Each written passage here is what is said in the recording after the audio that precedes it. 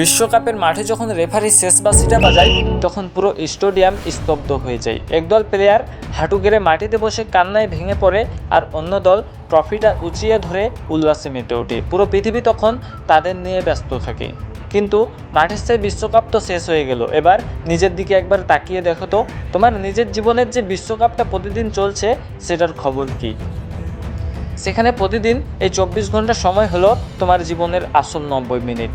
মাঠের খেলোয়াড়রা যদি একবার হেরেও যায়, তারা 4 বছর পর আবার সুযোগ পাবে। কিন্তু তোমার জীবনের এই যে মহামূল্যবান ছাত্র জীবন, এই যে পরীক্ষার আগের দিনগুলো, এগুলো যদি একবার চলে যায়, তুমি কি আর 4 বছর পর এই সময়টা ফিরে পাবে?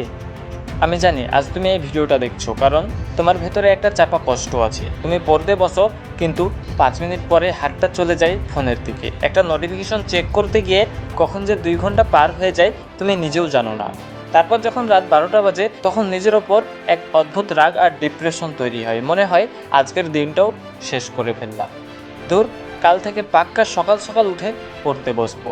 কিন্তু আসল সত্যিটা বলবো, সেই কাল কোনো দিন আসে না। তুমি যখন বিছানায় শুয়ে রিলস বা শর্ট স্ক্রল করছো, যখন ভাবছো পরীক্ষা তো এখনও অনেক দেরি, একটু গেমস খেলে নিই, ঠিক সেই মুহূর্তে তোমার ওই ব্যাচের তোমার ক্লাসের অন্য একটা ছেলে বা মেয়ে টেবিল ল্যাম্পের আলোয় নিজের ভাগ্য লিখছে। ফুটবল মাঠে 1 সেকেন্ডের জন্য মনোযোগ হারালে যেমন গোল খেয়ে ম্যাচটা হাত থেকে ফসকে যায়, তোমার জীবনের এই অলসতার এক একটি দিন তোমাকে তোমার স্বপ্নের ক্যারিয়ার থেকে ঠিক ততটা দূরে ঠেলে দিচ্ছে। তুমি কোনো সাধারণ ম্যাচ হারছো না ভাই, তুমি তোমার জীবনটা হেরে যাচ্ছ। আমরা টিভিতে বা ইন্টারনেটে যাদের কোটি কোটি টাকার গাড়ি, বাড়ি আর ট্রফি জিততে দেখি, তাদের পেছনের গল্পটা মোটেও সহজ ছিল না।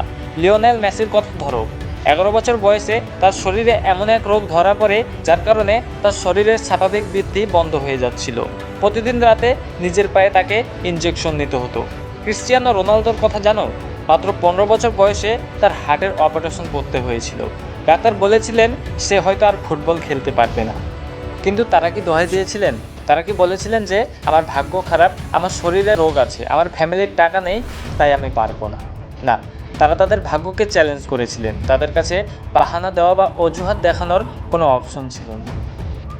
আজ তুমি পড়তে বসো না কারণ তোমার ফেসবুক মেসেজের রিপ্লাই দেওয়া বেশি জরুরি। তুমি পড়তে বসো না কারণ তোমার মাথা ব্যথা পড়ছে, মুড ভালো নেই। আচ্ছা, একবার চোখ বন্ধ করে তোমার বাবার কথা ভেবেছো? উনি যখন রোদে পুড়ে, বৃষ্টিতে ভিজে, মাথার ঘাম পায়ে ফেলে টাকা রোজগার করেন, ওনার কি প্রতিদিন মন ভালো থাকে? ওনার কি শরীর খারাপ করে না? ওনার কি ইচ্ছে করে না একটু আরাম করতে? ওনারা নিজেদের সব ইচ্ছা বিসর্জন দিয়েছেন শুধু একটা আশায় যে আমার সন্তান একদিন নিজের পায়ে দাঁড়াবে, আমাদের সব কষ্ট দূর করবে। যখন ওই পড়তে বসে অলসতা আসবে, চোখ বন্ধ করে তোমার মায়ের সেই ক্লান্ত মুখটার কথা ভাবো।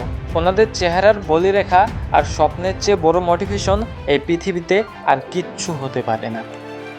ফুটবল ম্যাচে একটা কথা আছে, ইনজুরি টাইম। 90 মিনিটের খেলা শেষ হওয়ার পরেও আরও কয়েক মিনিট সময় দেয়। আর ইতিহাস সাক্ষী আছে, বহুদল এই ইনজুরি টাইমের শেষ সেকেন্ডে গোল দিয়ে হেরে যাওয়া ম্যাচ জিতে ট্রফি ঘরে তুলেছে। তোমার জীবনে এখন পর্যন্ত যত সময় নষ্ট হয়েছে, যত পরীক্ষা খারাপ হয়েছে, যত অলসতা করেছো, সেটা ভুলে যাও। ওটা অতীত ছিল। আজ এই মুহূর্তে এই ভিডিওটা চলাকালীন সময় থেকেই তোমার ইনজুরি টাইম শুরু হয়ে গেছে। এখনও সময় আছে একটা মিরাক্কল করার। আজ এই ভিডিওটা শেষ হওয়ার সাথে সাথে তুমি ফোনটা দূরে রাখবে, খাতা কলম নেবে, সিলেবাস খুলবে। আজ থেকে আর কোনো অজুহাত চলবে না। যখনই ক্লান্তি আসবে নিজেকে বলবে, মাঠের খেলা এখনও শেষ হয়নি, আমি এখনও বেঁচে আছি, আর আমি শেষ মুহূর্ত পর্যন্ত লড়েই যাব।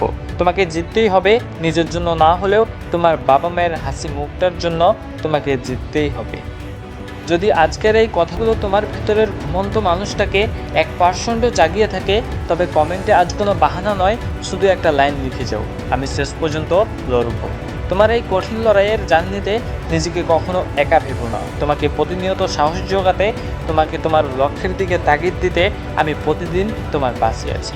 এই যুদ্ধ জয়ের জার্নিতে আমার সাথে যুক্ত হতে এখনই চ্যানেলটি সাবস্ক্রাইব করে রাখো আর বেল আইকনটি অন করে নাও। আজ থেকে শুরু হোক তোমার নতুন পথ চলা। দেখা হচ্ছে পরের ভিডিওতে। মনে রাখবে, মাঠের আসল চ্যাম্পিয়ন কিন্তু তুমি। All the best.